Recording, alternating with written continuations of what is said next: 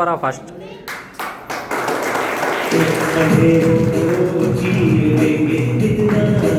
इकडे बघा.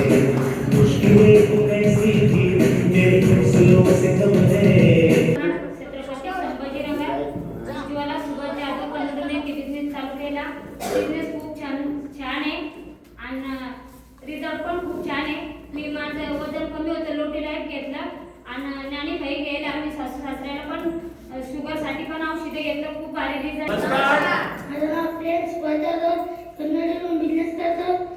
तालुका कन्नड, जिल्हा छत्रपती संभाजीनगर. बिझनेस खूप छान आहे आणि सगळ्यांनी करा. जय हिंद, जय भारत.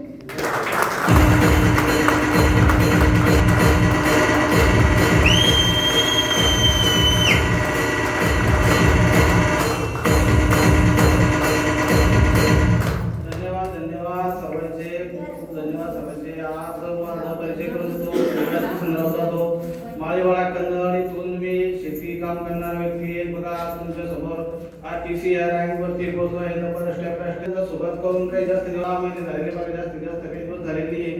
खूप छान बिझनेस आहे, सर्वांनी हे करायला पाहिजे. आणि मी प्रथम वंदन करेल माझ्या आई वडिलांना, ज्यांनी आज मला ही संधी दिली, आज जन्म दिला आणि 9 महिने पोटात वजन वागून अशा चांगल्या इंडस्ट्रीमध्ये त्यांच्यामुळेच मी येऊ शकलो.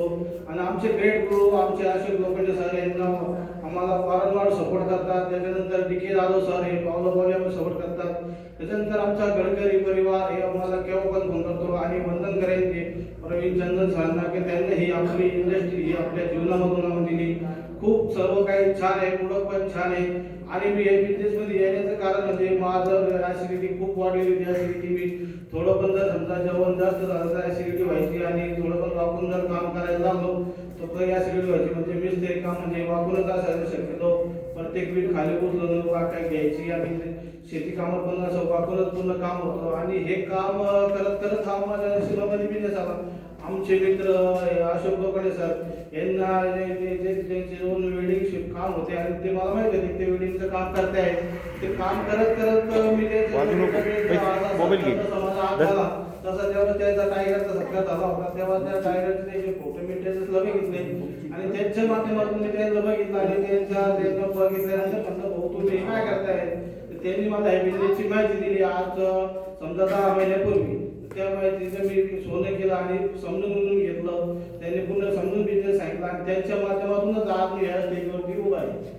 खूप करावं तेवढं कौतुक कमी आहे सर्वांचं. आज खूप प्रोडक्टचे पण रिझल्ट छान आहे. आम्ही सुरुवातीला आपले शेतीसाठी प्रोडक्ट वापरले, टरबूजसाठी वापरले, कांद्यासाठी वापरले आणि अजून आपण ऊसासाठी पण वापरले, बाजरीसाठी पण वापरले. खूप सगळं प्रोडक्ट एकदम जबरदस्त आहे. बाजरी वापरल्यानंतर बाजरीची भाकर पण एकदम जबरदस्त खायला लागते म्हणजे आपल्या गुळाचं टाकल्यामुळं.